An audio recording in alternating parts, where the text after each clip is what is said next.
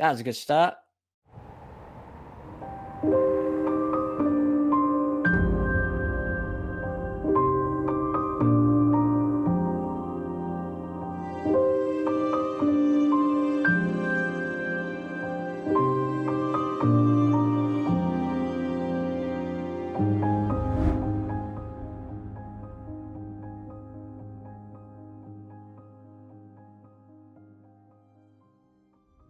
Hi guys, welcome to Synchromystic. I'm here with my good friend Wayne McRoy. This is episode 2, and after all the gremlins that just messed around with us, there's gremlins in the Aaron the Willow machine, which maybe we'll come to later. Google Willow and Aaron and all of these guys that connected to Moses and the Kabbalah and all of this stuff, because today we're going to talk about the Kabbalah and the many different guises the Kabbalah comes in and how that relates to this end times prophecy. This is something that I'm almost to the point fixated on, whereas I don't know, and I'm only coming to terms with learning about this the last 2 years. So Wayne's well ahead of me. I learned a lot from Wayne. So to do this show, it's been fantastic. Thank you all for supporting us for the first show. This is episode 2, Synchromystic. How are you, Wayne? Doing fantastic, Richard. Hope you could say the same. We did have a few gremlins going on trying to actually get into the studio and record here today. It's been interesting. So I don't know what's going on with that. If this is just one of those weird synchronicities or one of those coincidences that the coincidence theorists like to cite all the time. But it seems strange. We've actually had a pretty good first showing. We appreciate the support out there, ladies and gentlemen. We do appreciate that. Richard and I have been actually working very hard trying to uncover some of the hidden depths of the occult side of our reality and what it is that these people in positions of power use against us. So getting that information out there is important to us. And it seems like we hit roadblocks along the way, but certainly we appreciate your support, and we are very pleased with the first episode, how well received it was. So thank you once again for your support. And with all of that out of the way, today we're going to talk about the Kabbalah. Now, many people are familiar with the term Kabbalah, and they think they know what it is, but it's so much deeper than that, because you see, there are various different forms of Kabbalah, thus the multiple different spellings of the Kabbalah. So that being the case, you need to understand each and every form of the Kabbalah to understand what's being referenced and how it's being used in the symbological sense when they are invoking these different archetypes from the Kabbalah teachings and using them and putting them forward. And it all depends upon their own base of operation that they know that where they're operating from, the principles they understand, the ones who are implementing or leveraging certain principles in this way. So that being the case, I think maybe we should start with the distinction in the different spellings of Kabbalah, Richard. I know this is something that people probably aren't as familiar with. They see the word Kabbalah and assume it's all the same thing, and there are overlapping portions of the different types of spellings, but there's also differences in the various forms of Kabbalah. Now, the first thing that ever clued me in to the importance in the spelling of the term Kabbalah was something that I read in the introduction to Fulcanelli's Mystery of the Cathedrals. Consigliere, that was his apprentice, who actually published the book in Fulcanelli's name. In the preface to the book, he talked about what Fulcanelli had referenced at certain points within the book, and it was something he called the phonetic Cabala, and that's spelled C-A-B-A-L-A, Cabala, with a C. And this is wherein the first distinction in the different types of Kabbalah came to the forefront of my mind. It hit me like lightning out of the blue.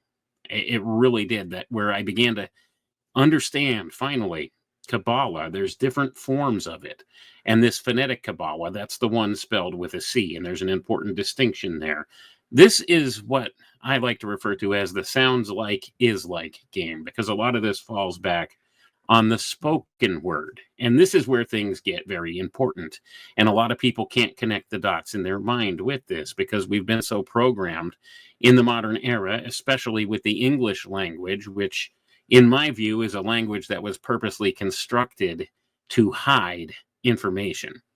So, that being the case, in order to understand the hidden symbology of what's being said or conveyed, you have to go back and look at the etymological roots of words to understand what they mean. So, for example, if you look at the word pyramid in the English language, well, we think of it, it's a three-dimensional triangle, and it's a structure we're familiar with the pyramids at Egypt.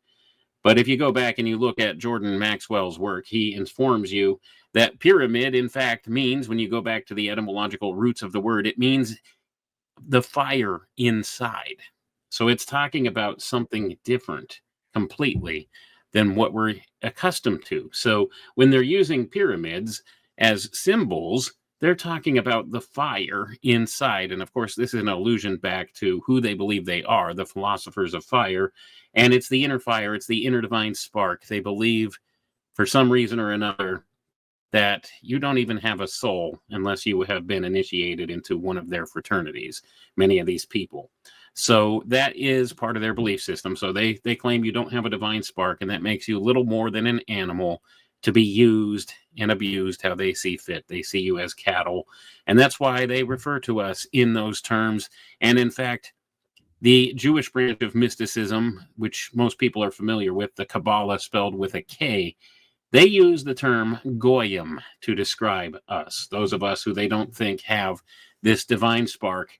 They refer to us in some of the occult fraternities as the profane, and they view you as not having a soul unless or until you've been initiated into their order. Now, this is one of the reasons why they like to perform these mass trauma event rituals on us. They see that as part of the initiatory process, initiating us and perhaps awakening the fire within us. So you could see already out of the gate here how this important distinction is being made. And we'll get a little bit further on here into these other forms of Kabbalah, the one spelled with a K and the one spelled with a Q.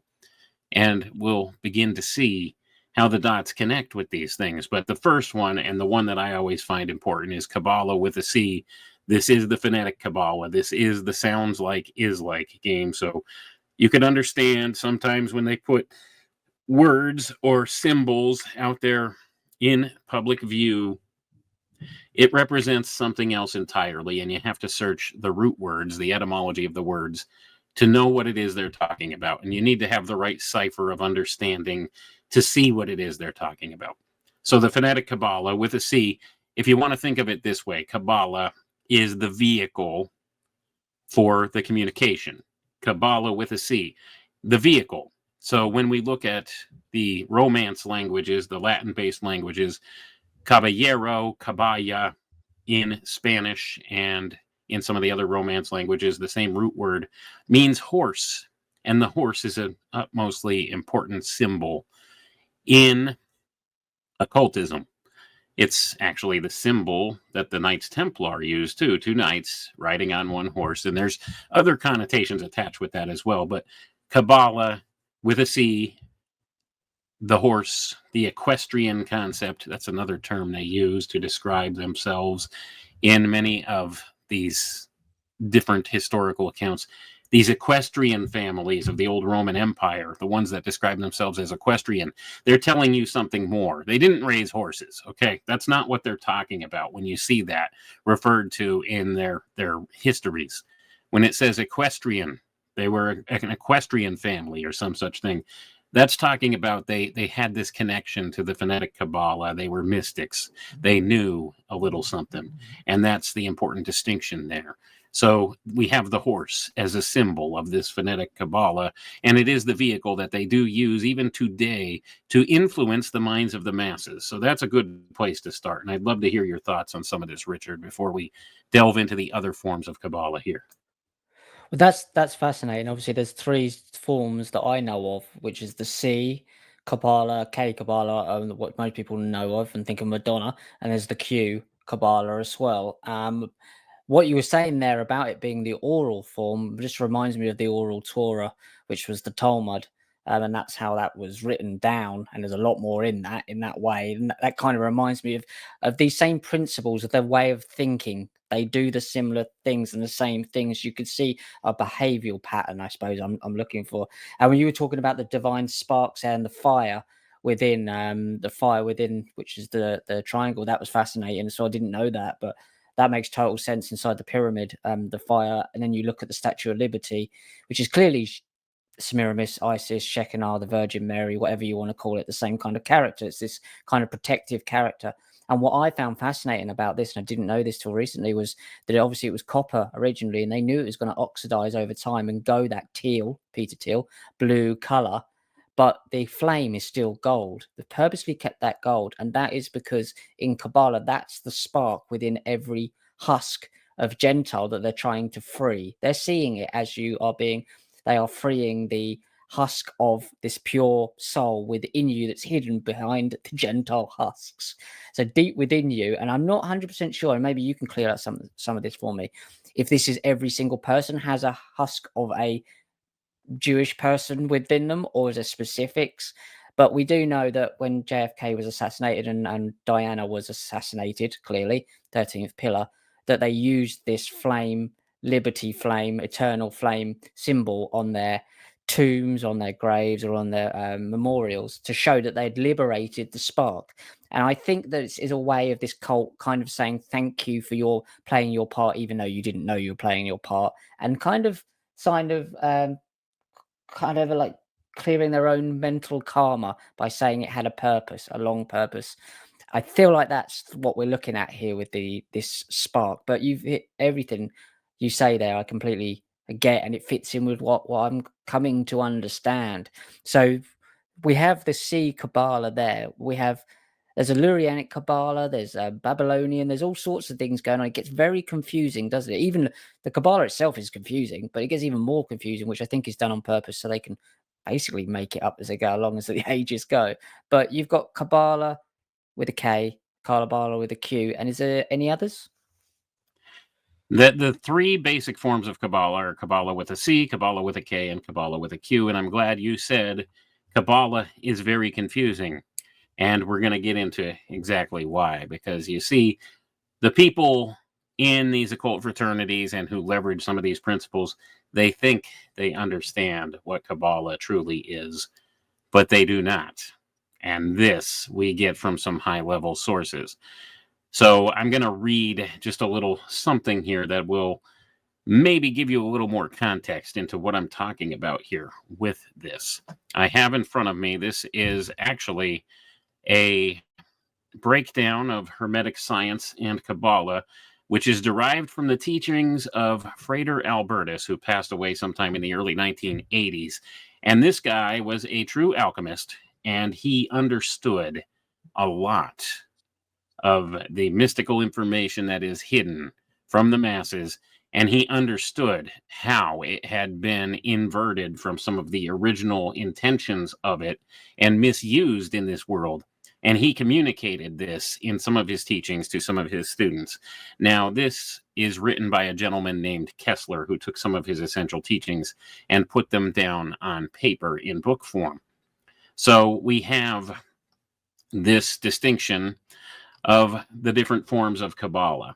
Now, in the Hermetic tradition, Kabbalah is often referred to by the initials QBL, and that is Kabbalah. When you understand that, Kabbalah with a Q. And what is the definition here? I will read you the definitions of how Frater Albertus broke down these different forms of Kabbalah. And I don't think he was 100% spot on with his assessment here either. I think it falls somewhere in the middle, but let's keep this in mind. So he says, therefore, the QBL, Kabbalah with a Q, means light and knowledge received from the Lord after having really called out for it. And because that light and knowledge was preserved through the ages by its practice and continuing revelation, it also is called the tradition, or the ancient and Hermetic tradition. Its details were the subject of a former chapter of this book, which refers to Melchizedek. Have you heard of Melchizedek? He was the first priest king in the Bible. He was the king of Salem.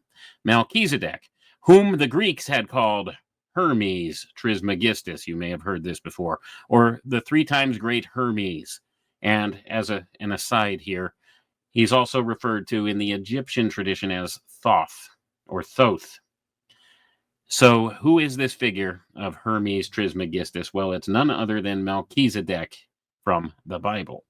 And when you understand this, you begin to understand a little more about the convoluted mess we've been handed as an occult history by some of these people who follow these modern forms and traditions of occultism, because they misrepresent who this was that gave us these teachings. They will tell you Hermes Trismegistus, they'll tell you it's Thoth, and they'll tell you that it comes from somewhere other than a biblical source. You see, they always try their very best to discredit the Bible and Christianity, and they can't. And Frater Albertus understood this, because he understood there are core truths and principles that are inherent to Christianity, and it is the foundation of our modern society, of the modern age, of Western culture, and you can't throw it out. There's no way to get around it. It is actually the fulfillment of all the different things that these occult fraternities seek after in the wrong places.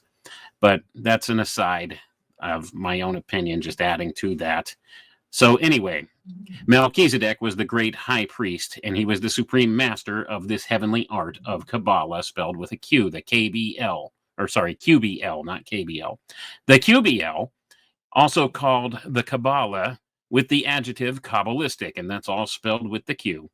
But the use of this noun must be discouraged, because it can be mistaken for the like-sounding topics Kabbalah with a K, spelled, there's 2 different spellings of Kabbalah with the K here that he lists, or Kabbalah with a C.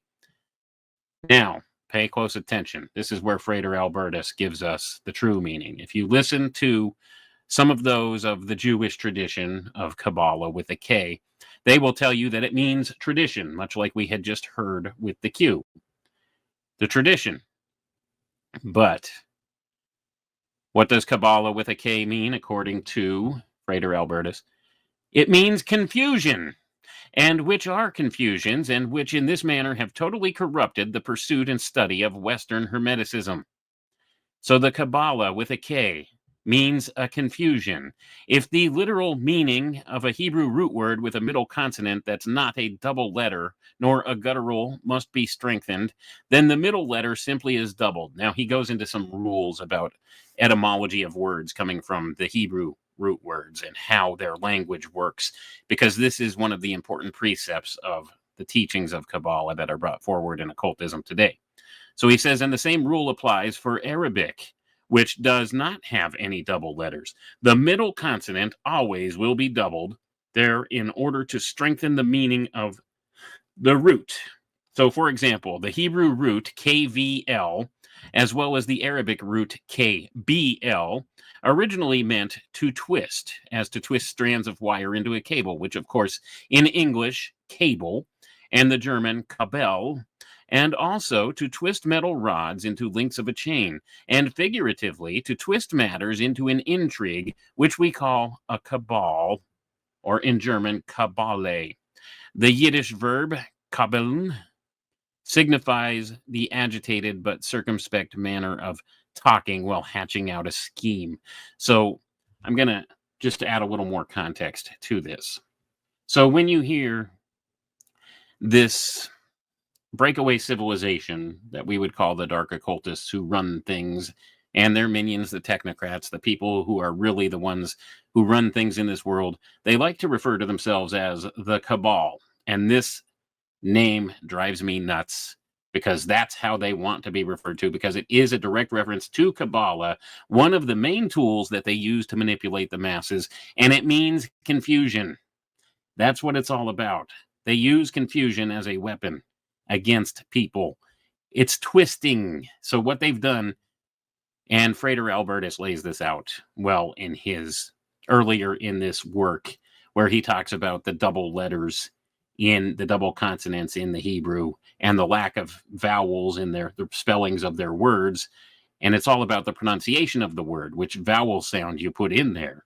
And this is one of the important precepts here as well, which leads directly to the Kabbalah with a C.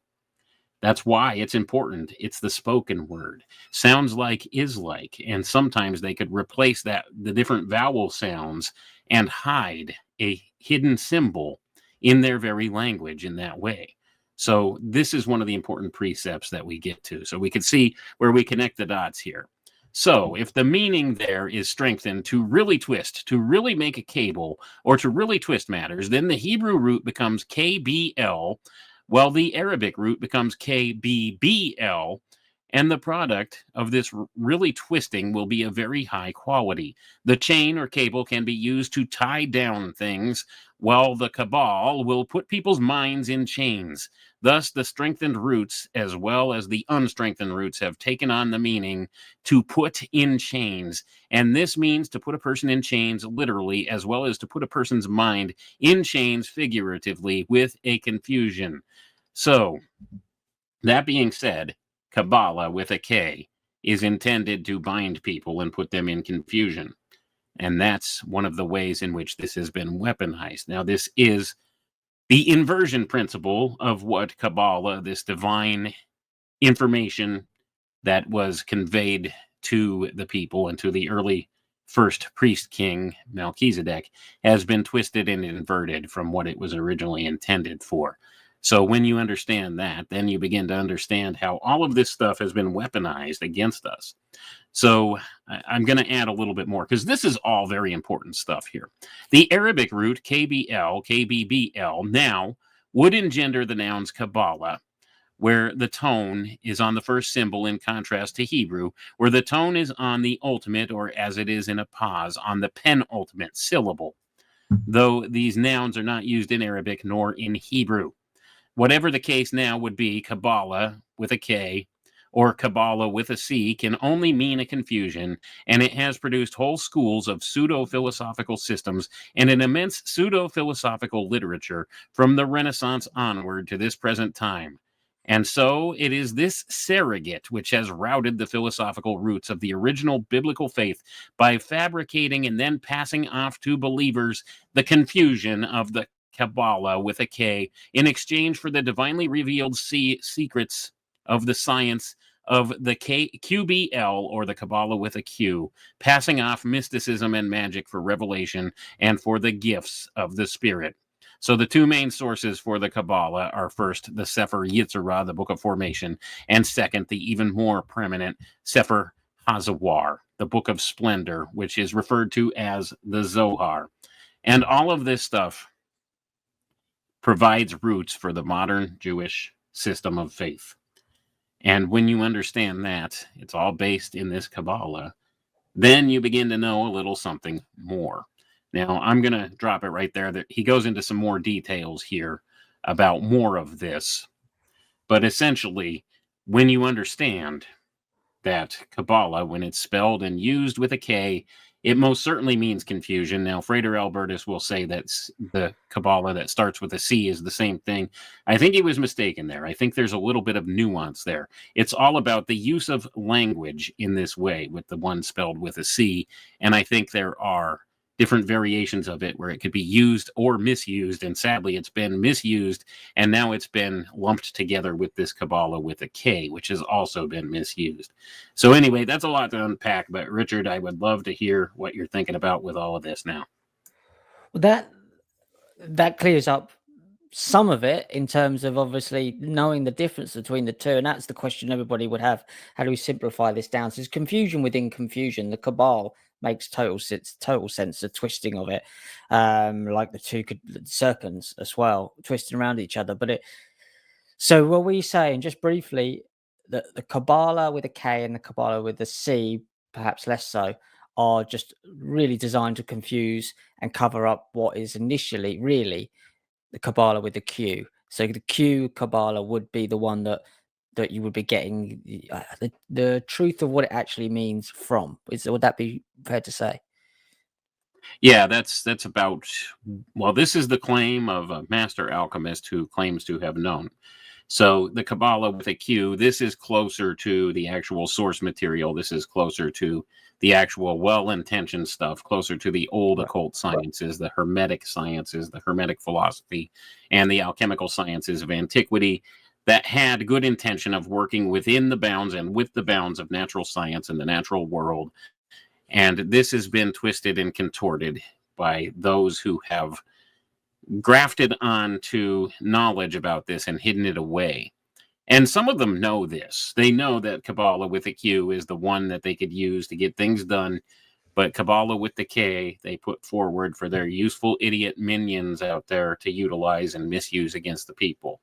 And the Kabbalah with a C, they use as a hidden form of communication. So I hope that clears up a little bit about this. And this is all just based upon a lot of the research that I've done through the years on this. And I found, and I recently found this work from Frater Albertus, further clarifying some of the things that I came to a conclusion about. Now, up until this point, Kabbalah with a Q was a total mystery to me. I had no idea what's the spelling with a Q. I knew it probably had something to do with the Arabic language or something like that, but I didn't know what the distinction was. Now, I did understand certain things about Kabbalah with a K, where it means tradition, but it doesn't really mean tradition. It means confusion. It's a veiled, hidden word in there. And this falls back to Kabbalah with a C. This is one of the ways they use it. You see, they put a double entendre in everything. They use hidden language as symbology to communicate with one another. So there are those dark occultists out there who understand some of this. And when they see somebody referencing something from Kabbalah with a K, they know that it's confusion. They know that. And I'll cite here another portion of this a little bit further down, just to kind of verify that whole notion here. So the major parts of the Zohar were translated into Latin by a Jewish scholar who had accepted the Christian faith, and his name was Christian Nor von Rosenroth, and who was knighted for his merits therein. So he wrote a book called Kabbalah Denudata, and it was printed in Bavaria at the end of the 17th century, and it is the source of most of the modern Kabbalistic literature in the West, Kabbalah with a K. Now, it says here, please note that Rosenroth spells Kabbalah with a K, as on the cover of Mather's English translation. Now, he's talking about Mathers here. And as a scholar of Hebrew there, he knew that it meant confusion unveiled rather than tradition unveiled. He had a good sense of humor, poking fun at those stupid goyim who actually would take this mysterious nonsense, the Zohar and the Sefer Yetzirah, for the real thing and spill their brains to elaborate on it through the following centuries, and should at last beget a torrent of attention, of discussions in literature, and of articles and books right now in our modern age. So, Rosenroth recognized that Mathers, actually in his translation, used the Kabbalah with a K right on the cover of his book. And what he had meant on the cover of the book, saying tradition unveiled, well, it actually meant confusion unveiled. And he understood this, see, and he's saying not just Rosenroth understood this, Mathers understood this, the guy who actually put the book out. There was deception at play. He understood it meant confusion, and he laughed about it.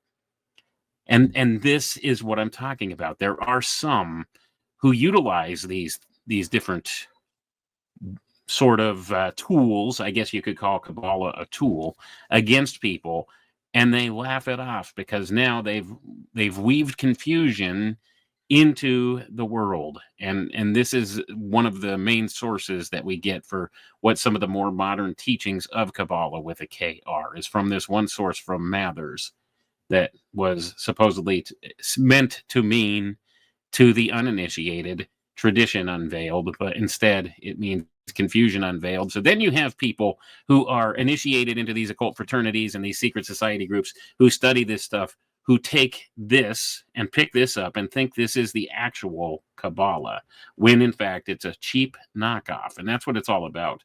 You see, these people, these dark occultists who run things, and their technocrat minions in this world, this is how they operate. They make a cheap knockoff, a synthetic form of the natural thing. and it's an inversion. It's the inversion principle. And if you've listened to anything I've said in the past, I will tell you that the true definition of Satanism is the inversion principle, and that is what they do. So when you have people claiming that there's Satanists that run the world, they're not incorrect. Let's put it that way. They may not call themselves such, or they may not worship a literal devil or a literal boogeyman entity, and many of them fall under the camp of secular humanism. But it is definitely Satanism involved when you understand that it's the inversion principle. And many of these people are very misled, especially those who think that they know a little something about Kabbalah, about occultism, about all of these different magical, ritualistic forms of control and science, the old natural sciences. They use the inversion principle in this way. They've been taught the inverse of what the truth really is, and they put that into practical application. And then we wonder why society is in the state that it is. Anyway, I'll shut up now and let you talk, Richard. I think I've been kind of a one-sided conversation here. Well, no, because you have things bringing to it that I'm asking you the questions, because as someone who started to look into this over the last couple of years, it always seemed to me like this was done on purpose to be confusing. It could not be that convoluted without it being purposefully so. And I've already told people, I've always said to this, David said to me, like, if you want to write, just write like you speak to people. So the whole point in writing is communicating something simply. If the other person cannot understand what you're trying to communicate, you have not done your job. And then people write thesis and write like philosophies and papers that no one can understand. It's like, what is the point? What is the point? No one, if you can't understand your communication, you are not communicating anything. You are just egotistically shouting at yourself. And it's absurd. And it seemed to me like this whole Kabbalah stuff was completely convoluted on purpose, mixed in with Gnosticism, mixed in with many different other things to confuse. Now that makes total sense. That's order out of chaos. That's causing chaos. That's why people who debate about conspiracy theories drive me insane, because what's the point? They're loving the fact that you're just arguing about this stuff over and over again till you die. It's pointless. It's just agree to disagree and then find common ground that you do agree on. That's the whole point. That's what they're good at.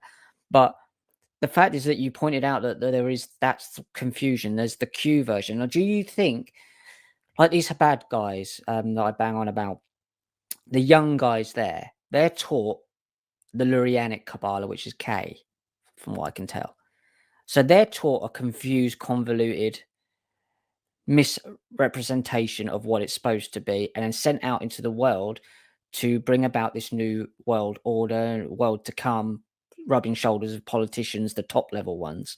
Even they might be confused as to what they were supposed to be looking at, because it does seem like they're just as confused as these 360 odd mitzvahs they have to do all the time. It's totally ridiculous and confusing. Where do you think the divide comes between the ones that are confused and the ones that actually understand that they're doing the confusing? Well, that's open for debate. I don't necessarily have the answers, but how I would refer to this is essentially you have a lot of people who think they're doing the right things. You see, when the foundation is faulty, the things they do to act on the foundation will be faulty. And that's what we have going on. So we have these people that are taught these wrong inverse principles of Kabbalah and of these other old natural sciences and occult sciences. And they're going forward in the world and they're manipulating people with this. They're twisting and inverting things with this. They're binding people with this. It's all a type of black magic. Now, I would say there is a definitive line somewhere in the power structure of the world. The vast majority of the ones who are out there performing some of the menial tasks to get things done in this world, setting policies in place and such, and promoting agendas, largely are clueless and think they're doing good work. And this is something that goes across the bounds of just the political spectrum and stuff like that. We have the same thing going on in the medical system today. Look at that. Doctors think they're doing the right thing by pushing vaccines on people, right? They think it's what they have to do. When they enforced all the COVID nonsense, these doctors legitimately thought they were doing what was right. They were doing the right thing, and it's for the greater good. Well, you have the same notion going on with these people out there pushing these occult concepts and these occult boundaries with Kabbalah and other of the mystical tools that they use to manipulate the minds of men. They think they're doing them a favor.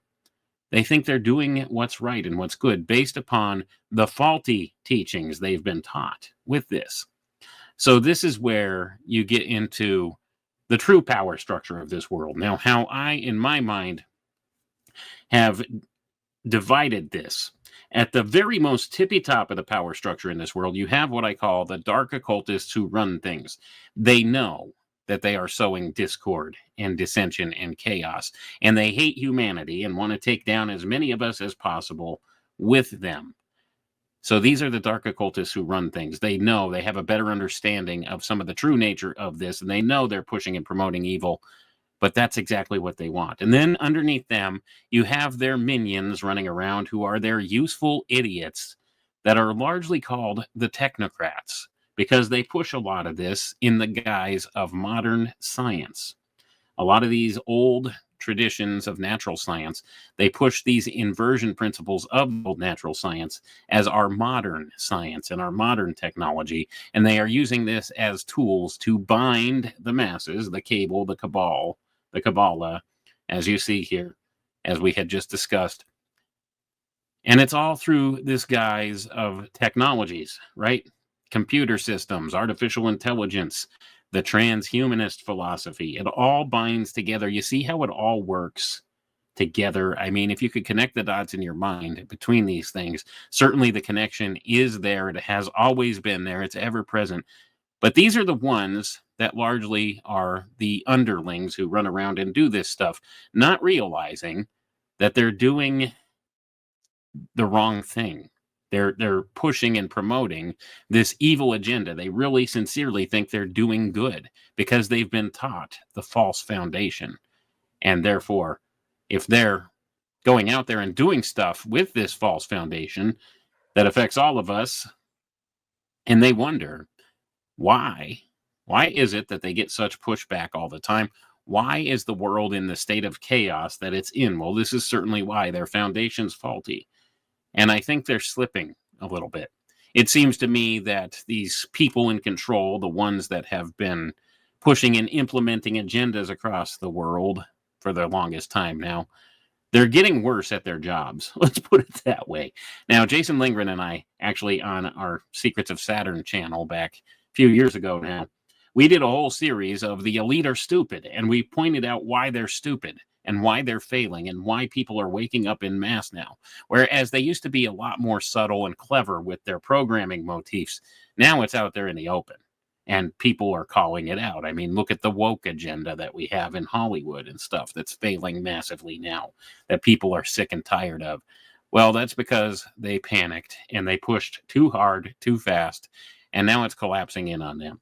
So you have all of this stuff going on, and this is one of the reasons why, because they're taught the faulty foundation, and it doesn't hold true. It looks good on paper, and it looks good in their minds, the things that they want to plan. But when you actually try to bring it into a physical reality here, it does not work how they suspect that it should. And they always have pushback, and they always come across unexpected problems with laying down their various agendas that they try to lay down. But all of this, at some point, is intended by them to culminate in this total panopticon digital control grid that they want to set up around us, because that's certainly what they see as the fulfillment of their great work. And you may have heard this term bantied about by the different secret society groups. And this is the inversion of what the original intended great work was. But that's also something we could probably discuss in more detail another time, but you get the idea here. So this is just one of the ways that I view the world. I try to break it down in the most logical means possible. And from the things I've studied, it seems there's two levels at the top of the power structure. There's the ones that actually know and are purposely promoting evil. And then there's their minions underneath who think they're doing good, but are actually further pushing the cause of evil. So I know that's a lengthy answer, but I hope it clears some things up. Well, it's exactly what the conclusion I've come to is, on a broader sense, that is this. It's basically they're designing suicide. The people in Silicon Valley. I've actually put a video out this week about this, in terms of the fruit that wasn't ripe on the tree of knowledge of good and evil is now, they believe, ripe for them to return, and that's the technology now. But it's us, those guys who are not of the Israelites, who have ploughed the field. So when you look at the analogy, I suppose you could use Esau and Jacob. Jacob was in the tent, covered up. He wasn't capable of doing the hard labor work, so he got Esau to do it. And then Esau got so tired, as we do, ploughing the fields, that he sold his birthright to Jacob for soup, blood soup by the looks of it.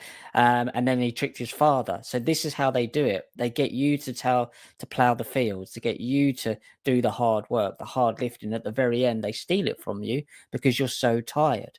And that's the analogy of what I believe is happening. They're getting the likes of Elon Musk because he's slightly on the spectrum.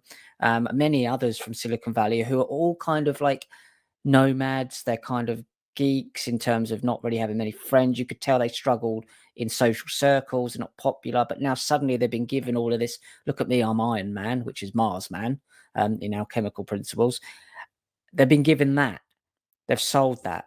But in return, you are going to make these technology, these ripe apples for us to commit to basically take you to the slaughter. And one of these things is the D-Wave computer that's just come out from Google. Now, Google, if you have a look at so you look into the Kabbalah and you can find things in there that match up. Now, what Wayne is saying is really important, because what I'm studying is not so much the Kabbalah from the Q, it's the deception of the Kabbalah being used by these people because they think they're doing the right thing, used on these people to bring about the world to come, for the ones who really understand that this is hell on earth.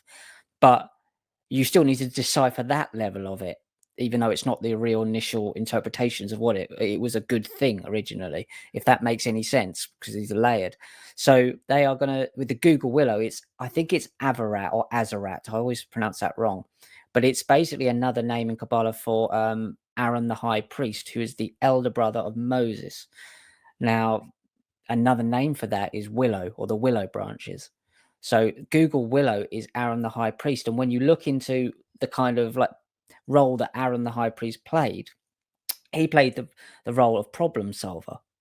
He was the problem solver, the peacekeeper. But what he would do is he'd whisper in each other's ear and get the peace that he wanted for his masters.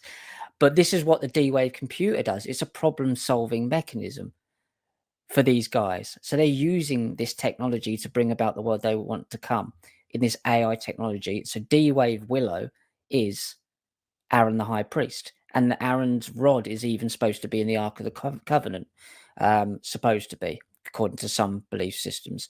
So I would believe that just symbolizes this D-Wave computer, Willow. But when you look at the willow tree leaves, and this really fascinated me, mate, was when you look at the willow tree leaves and then falling down the green leaves, that's the data from the Matrix films coming down. It's when you start to be able to read this stuff, it's like, wow. So there's different levels. It's what they believe and what they've been tricked into believe, and what the outcome is that these dark occultists that you talk about at the top really understand, which is just carnage and chaos. These guys believe they're resetting the world for the better, where the ones that really understand it know they're not, but they're using the likes of the Habad young guys to bring this new world about. Well, they'll get slaughtered in it as well. But we are definitely for the chopping blocks if these, but they're using these young, gullible Silicon Valley geeks, unfortunately. I don't like to say that, it sounds horrible, but to bring about their own demise. So Elon Musk, do you think if I went to Elon Musk and said, you do know that D-Wave is Willow, and here it is in the Kabbalah, K Kabbalah, the confusion Kabbalah, as a representation of Aaron the high priest, and this is what it's being used for, do you think he would know this stuff, or would he be just as confused as to about any of this? Because what I think is, while we're revealing this, Wayne, are we actually revealing this to some of these Silicon Valley guys at the same time, and they are totally clueless?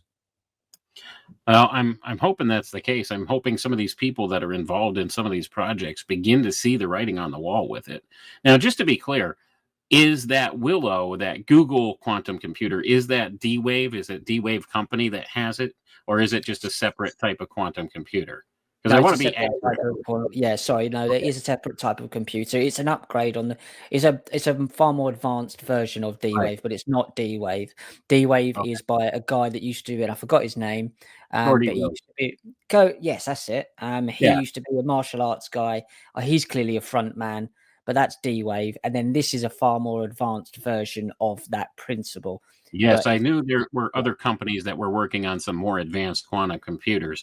D-Wave was one of the initial companies that put out an early version of the quantum computer, which is called an adiabatic quantum computer, which some people argue isn't a true quantum computer. But these ones that are put out by Google and others now are what they would call true quantum computers. Now, this is all part of how they do the processing of information and stuff like that, and how they allegedly use quantum effects in order to put different variables into the solving of equations. So let's just put that out there.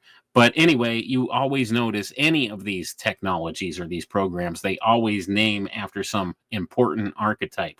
And you're onto something with that Willow bit and with connecting it back to Aaron, the priestly line of the in the Bible, Moses' brother, and you could connect the dots with a couple different things. Now, that takes my mind to a couple different places, but that's how my brain works.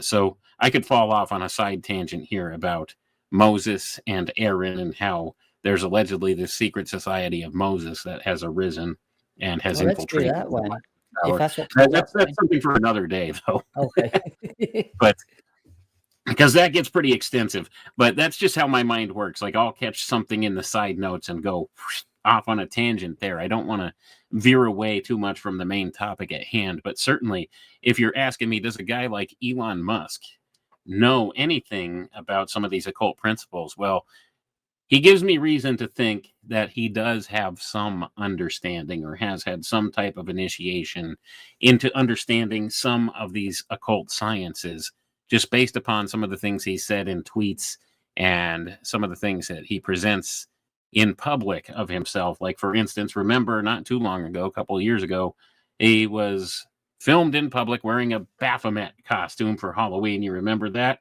And he actually used that as his profile pic for a while on one of the platforms out there. I don't remember what it was, but he makes reference to a lot of this stuff, and he seems obsessed with the letter X, which, of course, represents Saturn and represents not only Saturn, but the X with the circle around it. Listen to my buddy Freeman Fly. He'll do a whole breakdown on this for you, how that is the mark of the beast, the X with the circle around it. So you have all of these different notions that connect too. And Elon Musk seems to have some type of knowledge of this based on things he said. Now, I don't know how deep a knowledge he has of this or if he truly understands what he's serving here or what role he has in this or that he's being used and manipulated. He is one of the useful idiots because I doubt very highly he has advanced knowledge of this stuff, like that he understands the distinction between Kabbalah with a K, Kabbalah with a C, and Kabbalah with a Q. There's very few people that I've found out there that even realize there's a there. And certainly that's problematic when you're looking at this stuff. Like, this is beyond 101 level stuff, guys. If you're tuning into this, you need a foundation in some of these occult principles and stuff like that before you could truly understand what we're talking about with this. This is like above 101 level. And I always caution my listeners on my own podcast and stuff. You need to go back and listen to some of the earlier episodes if you don't have a foundation in this stuff. So it's something that's important that you have this base of knowledge about before you could understand what we're talking about here. And that's what we're seeking to do here, Richard. We're trying to build up people's knowledge base about this to a point where they could understand what's really being leveraged in this world today based upon this stuff, because they've kept this stuff so hidden from the masses and they've indoctrinated the masses so much into thinking of this stuff as silly or nonsensical that people don't even have the first clue what's going on. They don't know how it is that these people get things done. And that's what we're trying to expose here. We're trying to tell people, why do they do it, first of all? And secondly, how do they do it? And you need to have a foundation in some of this occult material, the understanding of it, to really see the writing on the wall for what it is. They use these symbols, the language of symbology, all around us. So like you were saying about Willow and the matrix with the green data streaming down the screen and the connection there, this is the language of symbology. And didn't Manly P. Hall say, when man learns to read the language of symbology, a great veil will be lifted from his eyes? And this is the truth. And they know that. They use this symbology all the time. And most people don't see it for what it is. They don't understand that it means something else. There's something more to it. There's a layer of meaning in there. They just look at things on the exoteric level. This falls back to the simple concept of esoteric and exoteric. The esoteric being the hidden meaning, the exoteric being the surface meaning, which oftentimes doesn't really have value within it. And this is why they use entertainment and storytelling as well in order to hide messages in this way, in this fashion, through the use of symbols. It's much easier to use symbolism in, say, a movie or a television show than it is to put it in a news story, although they do that with news stories and stuff as well. And this is one of the primary places where they communicate important details about things. And I think we covered that on episode 1 here when we looked at the whole notion of McDonald's cropping up all over the place, right? So if you want to fall back and listen again to episode 1 here to find out a little bit more how the operational standard works, what the principle is, the way in which they do things, that would be a good place to start, is look at stuff like that keeps cropping up over and over again in the greater information field that we see. And that's why this show has the title Synchromystic, because we're looking at the Synchromystic metadata, like I like to call it. We're looking at these little background details that crop up over and over again, and there's a reason for it. There's a reason it's put to your attention in front of your face. They put things in plain sight. They hide their symbols in plain sight and their communication in plain sight. And that's what this is about, deciphering. And Kabbalah is one of the major tools that they use to do this. And you need to have a proper understanding of the different forms and what's being conveyed by them. So I'll put it back to you, Richard. That's like one of the examples of what you're saying there, and is that these actual things in the Q Kabbalah, from what I'm gathering, what you're saying there, actually work. They know the understanding. This was our birthright, I believe, understanding the nature of reality and how things work in this world, to use them to, advance humanity. They're obviously doing the reverse of that, but. So an example of that would be the blue shift, red shift. And if you look at the colors blue and red, they use them all over politics. And I think it's red that's going away. Light turns more red as it goes away from you. Blue turns more blue when it's coming towards you. And you've got those kind of like energies there towards Yahweh being more of a forceful male energy, and a more of a, and Shekinah in the Kabbalah being, or in the way they use it anyway, in the K or K Kabbalah, being more of a draw you in protective energy. But they understand the principles of those two energy fields. They're different. So my kind of point is, if I'm not making it very well, is that they understand the color symbolizes the feel and the reaction, and how humans will react to that energy put out. And the energy is the data in the is the metadata. As we say, it's the synchromystic metadata out there. They play with that data. Now, this is the data that we were all able to play with for good, because we understood it. And it's come down to like psychology, comes down to the Tavistock Institute. These people understand how these principles work. They understand shapes. They understand what the Trinity means, the triangle means, as you say, with the fire and the pyramid. They understand where you have to have your left and right, and they try and pull it apart as terms of like extremes, left politics, right politics, pulling these two energies, red and blue, apart from the middle up the top, which is where they're controlling it from to bring it in. So they understand that principle of the triangle is a way of triangulation, manipulating people. So what I'm trying to say here is that they do understand that these things work. They use them for their own against us. And this is what we should be looking for, is this decoding of what they're using and how they're using these things weaponized to manipulate us, because they understand what buttons to push. It's as simple as that. Now, once we understand that, they're locked in. And I think we said this last time, it's really important to understand that they are locked into the nature of reality and the rules of reality. So once we know them, they can only play by those rules as much as we can. That's why I believe they want to reset everything to create the rules themselves. But they're stuck to the same rules we are. We just don't know the rules, and they do, if that makes sense at all. Absolutely, that makes perfect sense. And I think that was a very good way to describe this. Now, the red and the blue symbolize the masculine and the feminine principle. Now, this is a true natural law in this reality in which we exist. And this is something that they have been really tinkering with in the mainstream in a lot of ways.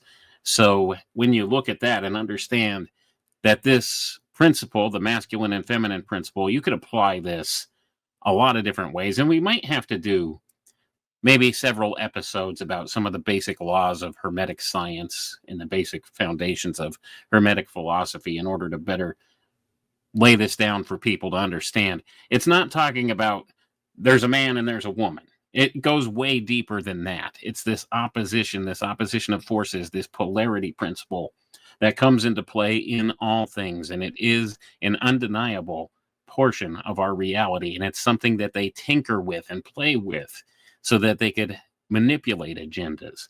And that's what that's about. So when you fall back on those principles and understand it's something that's inherently true, that can be used, and most people are totally ignorant of it, then you could see, why are they screwing with people the way they are with this manipulation of gender?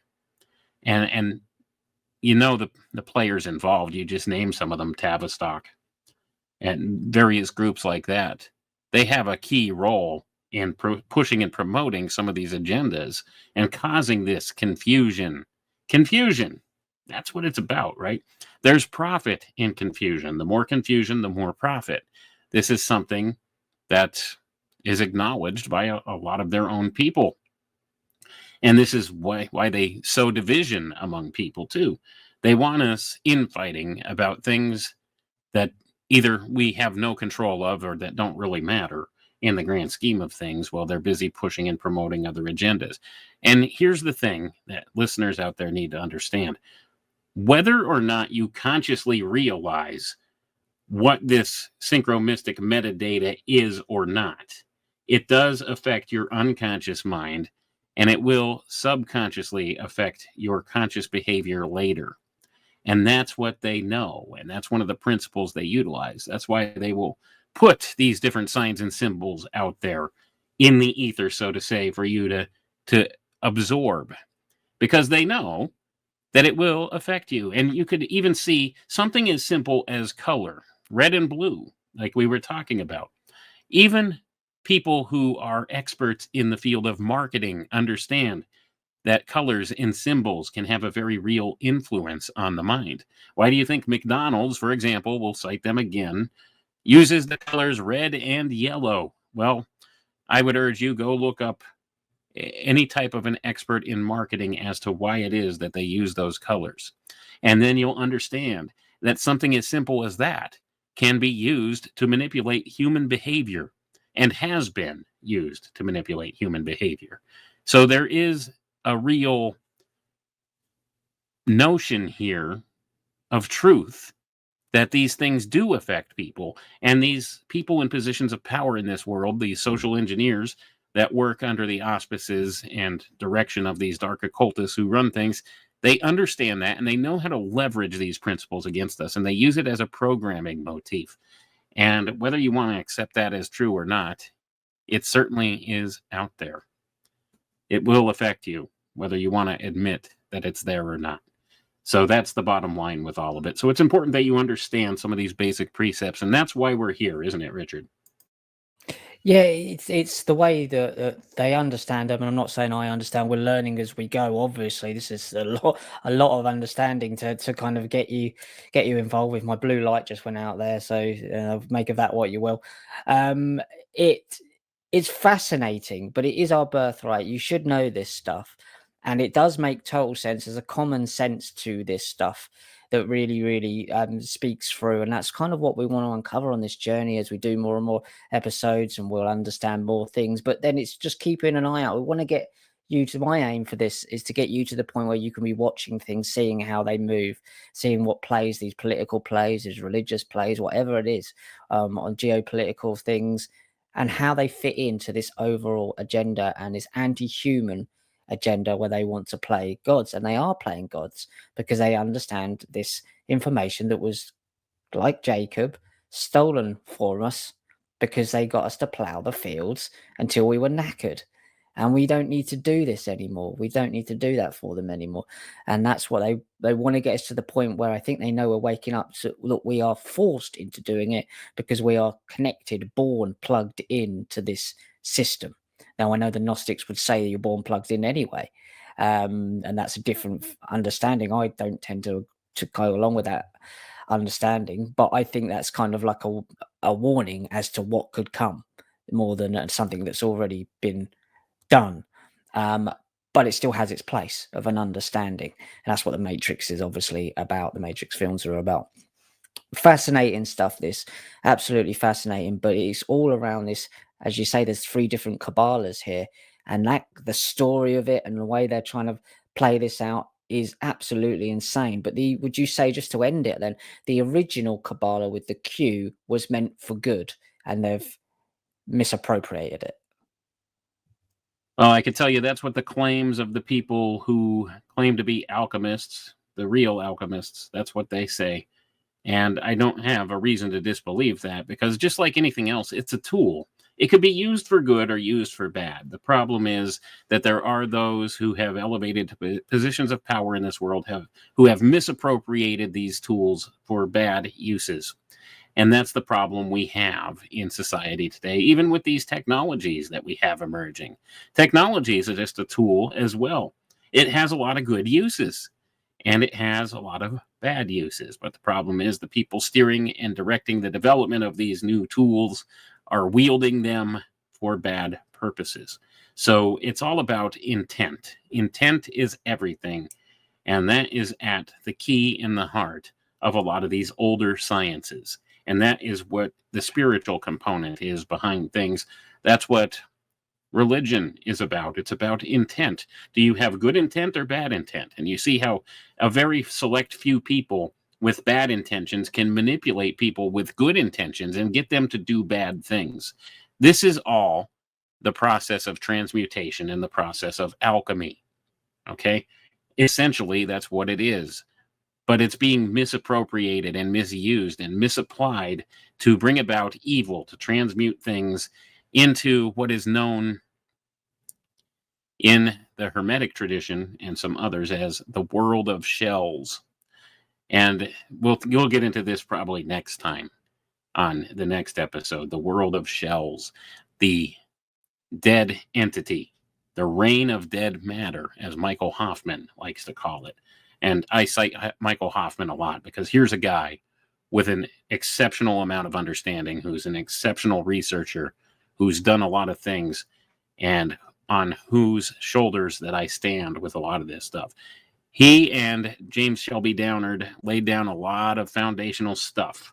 They were true giants in this field of research into the esoteric and into this twilight language, this synchromystic metadata, as I call it. They understood some things and they ruffled a lot of feathers and didn't get a good response because of that. But it's because of people like that that we're able to do this today. They started to lay down some foundations of knowledge for the rest of us to be able to pick up on later. And that's certainly where we're at right now. So that being the case, that's what these dark powers in this world are seeking to bring about, what's called the world of shells. And this is just pure physicality, materiality, with no spirit or soul or animus behind it. It is artificial intelligence. It is the dead entity. It is this death-based program. They are a death cult in the most basic sense. So that's what it's about. That's what they are bringing about. That's their inversion principle being applied. So we'll probably talk about that next time on Synchromystic here.